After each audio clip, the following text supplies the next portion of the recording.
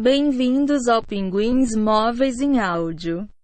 Olá a todos e bem-vindos a mais um Pinguins Móveis em Áudio. Hic sunt draconis. Não sou muito bom em latim.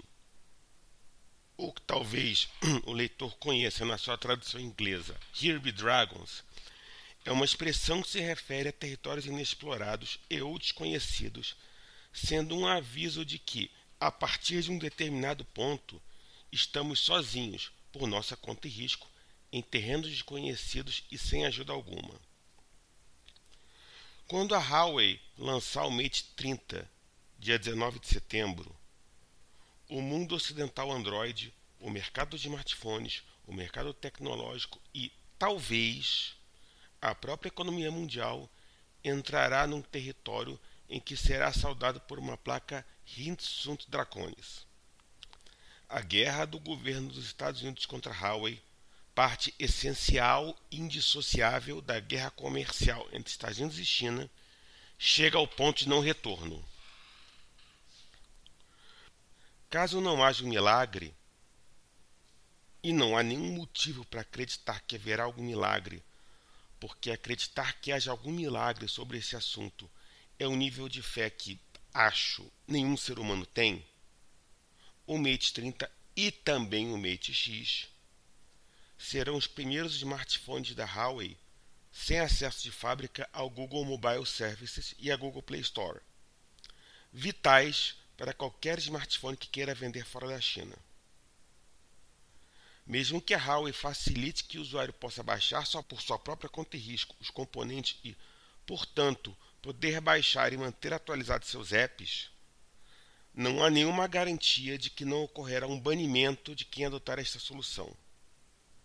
Além disso, a Huawei só terá o AOSP como fonte de atualizações, não tendo acesso às atualizações via Google Play que aparecem a partir do Project Mainline do Android 10.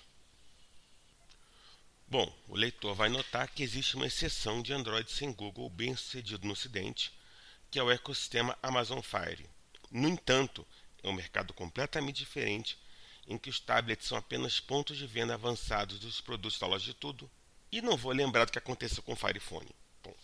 Mantendo-se a situação, o cenário para o P40 é ainda pior, já que os repositórios do AOSP são hospedados por uma empresa dos Estados Unidos, logo obrigada a cumprir o bloqueio.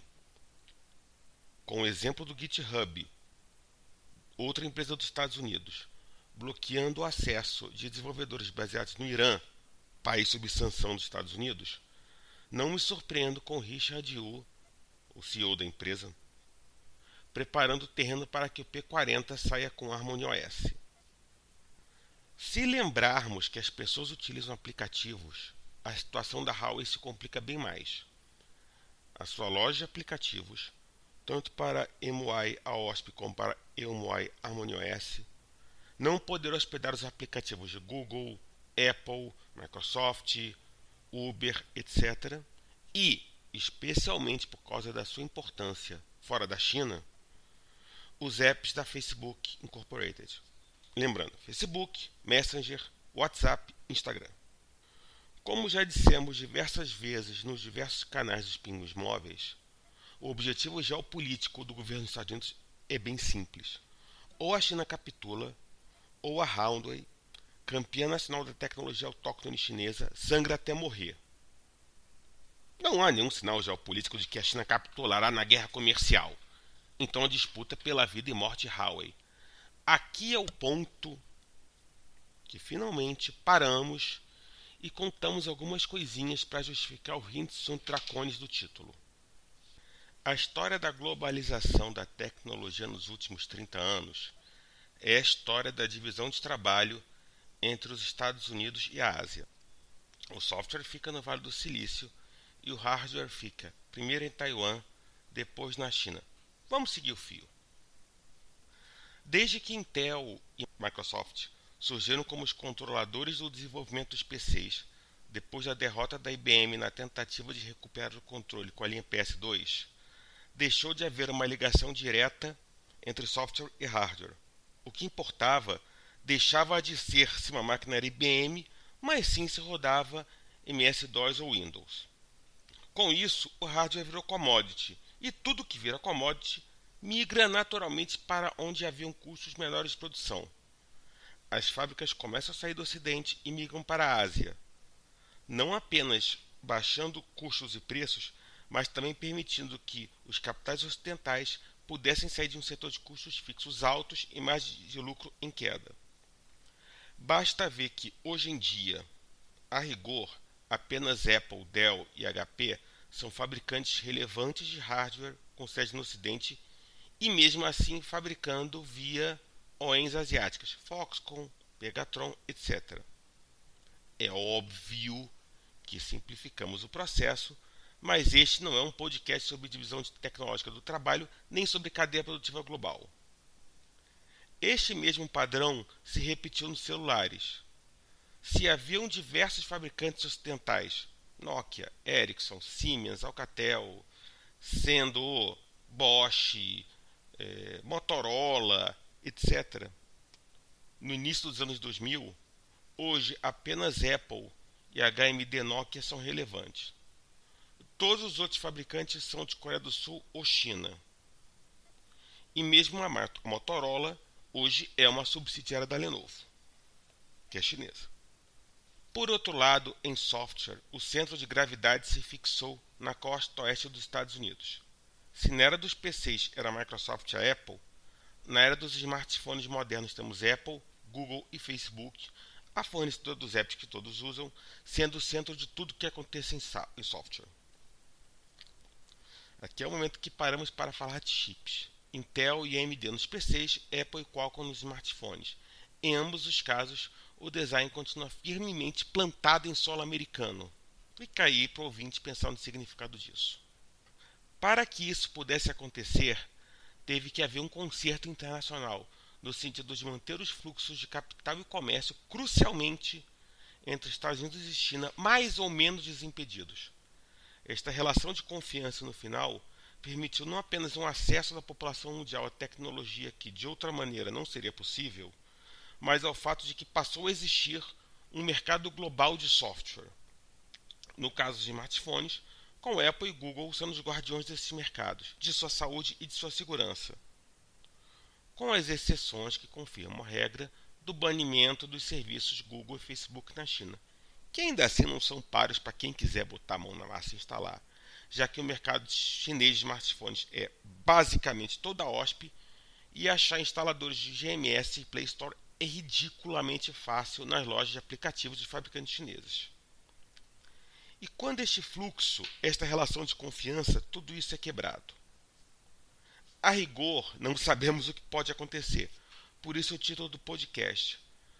Mas vou aqui pontuar o que acredito que vai acontecer, e não é nada agradável: o rompimento do mercado global de tecnologia.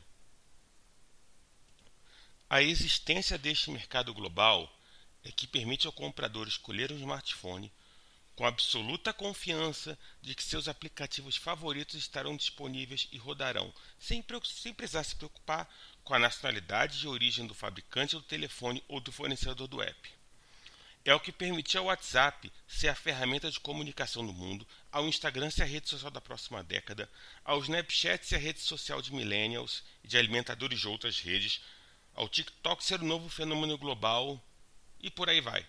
Sim, com as já conhecidas exceções de sempre, mas são as exceções. Confirmo a regra. Este mercado global entra em risco com a consumação do bloqueio à Huawei e considero que será rompido em qualquer situação. Pouco importa se a Huawei sobreviver ou não, porque acenderá o sinal amarelo sobre a capacidade dos Estados Unidos de manterem a sobriedade nos fluxos globais de comércio e serviços tecnológicos.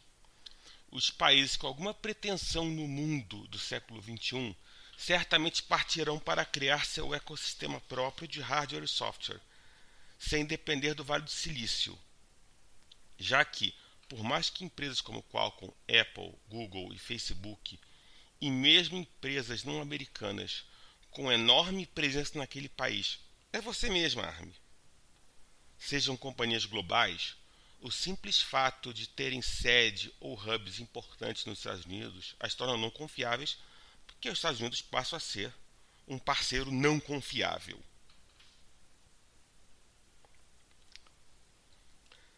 Nada é por acaso na economia e na política, e o vice-presidente da Huawei, Eric Xu, ter ido a um jornal alemão sugerir que a União Europeia, pós-Brexit, desenvolva seu próprio sistema operacional móvel e dando a dica de que poderia usá-lo, certamente não foi por acaso, especialmente agora que, sem os ingleses por perto, os governos alemão e francês não têm mais quem segure um ataque contra as grandes empresas tecnológicas dos Estados Unidos.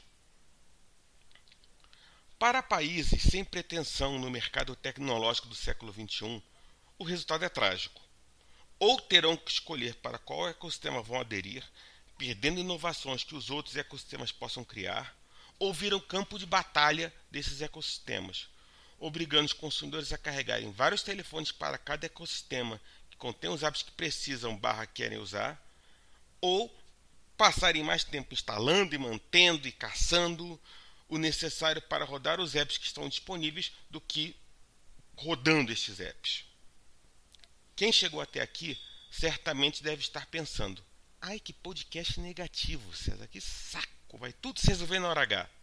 Me parece que, acompanhando a marcha da insensatez nos últimos anos, não vai surgir dos céus um super-herói que na hora H traga todo mundo de volta à racionalidade.